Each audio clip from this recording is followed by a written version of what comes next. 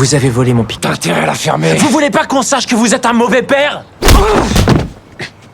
Onathan rentre chez lui. Louise aperçoit immédiatement les blessures sur le visage de son fils. Celui qui l'a frappé n'est autre que le père de la petite amie de Jonathan. La mère et le fils se rendent en voiture pour demander des explications. Ils ignorent totalement que l'homme cache un pistolet dans sa poche. Louise, inquiète pour la sécurité de son enfant, n'a d'autre choix que de partir précipitamment en voiture. Clark rentre à la maison. Il voit Louise et les enfants, et s'empresse de demander ce qui s'est passé.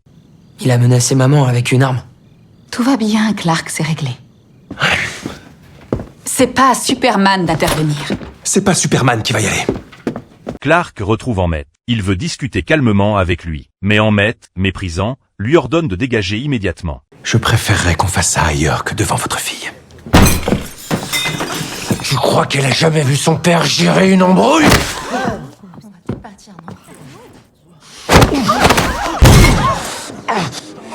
Écoute bien. Si jamais tu t'en prends encore une fois à ma famille, si tu prends quelque chose qui ne t'appartient pas, ou si tu vends d'autres substances dangereuses, je reviendrai te voir. Quelque temps plus tard, Clark et Louise dînent au restaurant. Le père de Candice fait soudain irruption. Il se dirige droit vers Clark, et le menace en sortant son arme devant tout le monde. À ce moment, il sait déjà que Clark est Superman.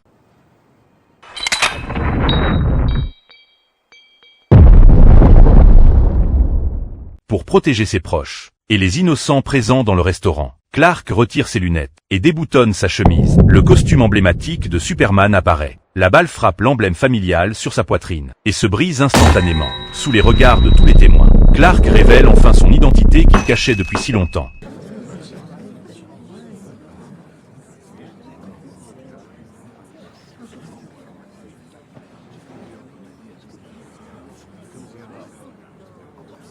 Il avait raison.